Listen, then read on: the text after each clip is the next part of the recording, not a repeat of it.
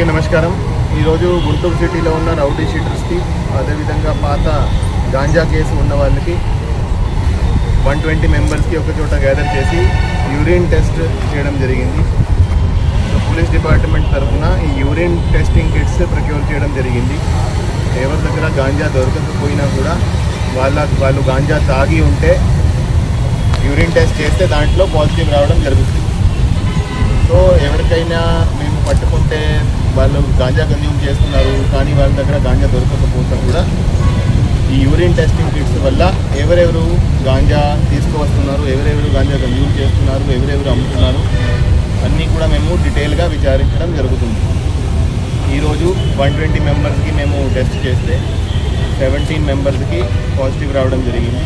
ఈ 17 మెంబర్స్ని మళ్ళీ ఫర్దర్ తీసుకువెళ్ళి విచారించి ఈ గాంజా ఎక్కడి నుంచి వస్తుంది, ఎలా వస్తుంది, దాని మీద డీటెయిల్గా ఇన్వెస్టిగేట్ చేసి వాళ్ళ మీద కూడా కేసు నమోదు చేయడం జరుగుతుంది. సో పోలీస్ డిపార్ట్మెంట్ తరఫున బార్ ఫుటింగ్ మీద, డ్రగ్స్ మీద చర్యలు తీసుకోవడం జరుగుతుంది. లాస్ట్ 6 monthsలో ఆల్మోస్ట్ 400 మందిని అరెస్ట్ చేసి జైలుకి పంపించడం జరిగింది. ఎవరైతే మళ్ళీ గాంజా కేసెస్లో అక్యూజ్డ్గా నమోదవుతున్నారో వాళ్ళ మీద షీట్ ఓపెన్ చేయడం జరుగుతుంది. అదేవిధంగా వాళ్ళ మీద నిఘా ఉంచడం జరుగుతుంది. 4-5 కేసులు అయినాక వాళ్ళ మీద పీడీ యాక్ట్ కూడా పెట్టడం జరుగుతుంది. గుంటూరు జిల్లాలో ఇప్పటికీ 10 మంది మీద పీడీ యాక్ట్ పెట్టడం జరిగింది. వాళ్ళు లోపల ఉన్నారు. సో ఈ గంజాయి ఎవరి దగ్గర దొరికినా మొత్తం చైన్ ట్రేస్ చేస్తున్నాము. ఎక్కడి నుంచి వచ్చింది, ఎవరు ట్రాన్స్పోర్ట్ చేశారు, ఎవరు అమ్మినాడు, ఎవరు కన్జ్యూమ్ చేశారు, అందరి మీద కేసు నమోదు చేస్తున్నాము.